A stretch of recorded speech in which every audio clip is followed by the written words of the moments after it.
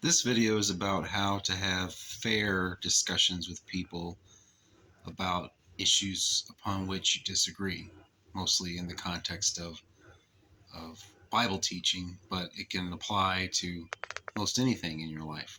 First tip I would suggest is to be humble. I've heard humility defined as being properly aware of your own ignorance, which means that it's possible the person you're talking to has a better understanding of something than you do, and they can share that with you. So don't go in assuming you have it right and they have it wrong, and that's all there is to it.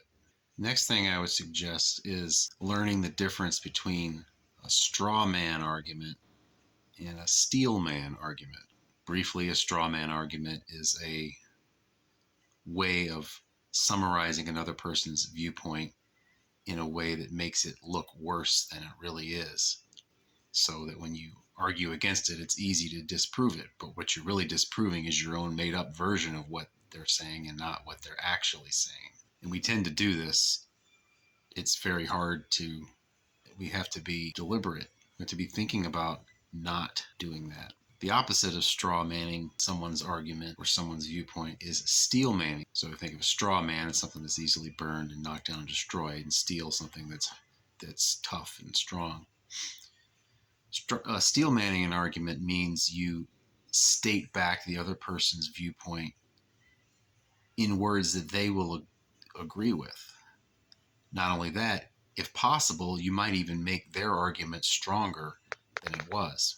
If there's a subject you've discussed with many people over a long period of time, you probably have run across people, some of whom argue their viewpoint pretty well and others of whom argue their viewpoint pretty poorly.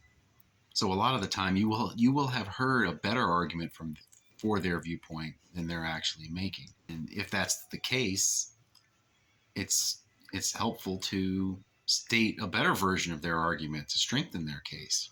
And then when you have fairly stated the other person's viewpoint, then you can have a fair and honest discussion about which one's right. And also keep in mind that you might both be wrong. Steel manning someone's argument shows respect and humility. Straw manning someone's argument tends to show arrogance and contempt. Getting specifically into discussing Bible matters or matters of Christianity, specifically when discussing issues that you believe are essential to the Christian faith. First thing I would suggest keeping in mind is that if you claim that a particular viewpoint is essential to Christianity, the burden of proof is on you to show that it's essential. It's not on the other person to prove that it isn't. This can easily be seen to be fair because the burden of proof is not on the person making the claim. Then I can take any obscure genealogical passage, state it, call it essential, and it's up to you to prove it's not. No, it's up to me to prove that it is. Next thing I'm going to suggest is that only plainly stated truths should be considered as possibly essential to Christianity, not things you have to work hard to form a proof of. For example, it's fairly easily discerned that Joseph, Mary's husband, was dead during the ministry of Jesus. But we have to use circumstantial evidence to figure this out, so that we don't have to go any further to consider whether Joseph being dead is essential to Christianity. Now, obviously, this is a silly example because no one's going to be claiming that. I want to be demonstrating principles rather than answering for you what I think is essential truth. Next up is logic. If someone makes a claim, we can often demonstrate that that claim is incorrect by following the logical train of what else that viewpoint would imply. However, it's easy in discussing to assume the other person believes all the logical implications of a claim that they've made. But that's an unfair assumption to make. They may not be very good at logic. They may not have thought the matter out that fully.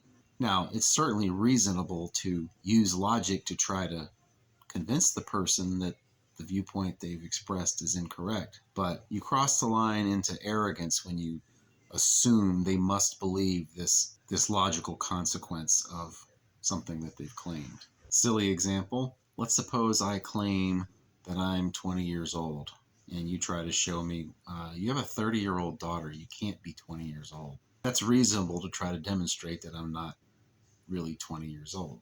But if you then say, you're denying that you have a daughter who's 30, then you've crossed the line. No, I'm not denying that. I'm just very bad at math, very bad at logic.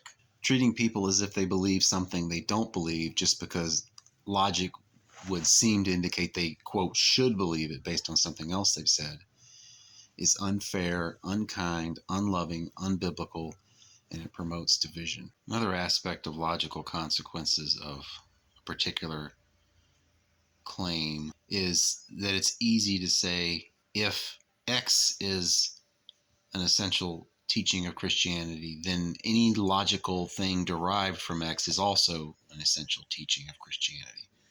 We can't do that either. If we do that, then we'll quickly have a monumental pile of things people have to learn before they're able to become Christians. So let's say I've proven that you have to believe Jesus is descended from David to be saved. The Bible also teaches that David is descended from Boaz. So we might tend to claim that if it's required to believe Jesus is descended from David, you also have to believe Jesus is descended from Boaz, because that's a logical consequence of the claim. But if we do that, then we're basically requiring people to memorize the entire genealogy of Jesus. And obviously that's silly to think people have to do that. Again, I'm using silly examples on purpose. I'm not claiming that you have to understand that Jesus is descended from David to be saved.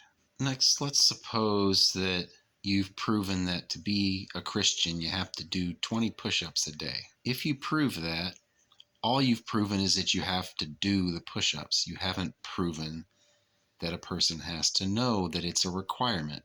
If they're doing it, that's good enough. They might not think it's required, but they're doing them, and that's what counts in such a scenario. Another fair principle would be not to make claims about essential teaching in non-biblical language. Sometimes there's a non-biblical word that's a really good shorthand and really helpful. For example, God's omnipresence. The word omnipresence is not in the Bible. However, the teaching clearly is. So instead of telling people that you must believe God is omnipresent if you're making that claim, translate that back into the Bible passages that teach that. For example, there's a verse that says, "Where shall I go from your spirit? Everywhere I go, you're there." And if that's not clear enough, too bad. If you want to make a claim as a Bible-believing Christian, you have to base it on what the Bible says, not what you think. And finally, how do I know if a particular teaching is essential to Christianity? Quite simply, if the Bible tells me that it's essential teaching. In a later video, I'll get into some actual examples of how to show that a particular teaching is essential to Christianity.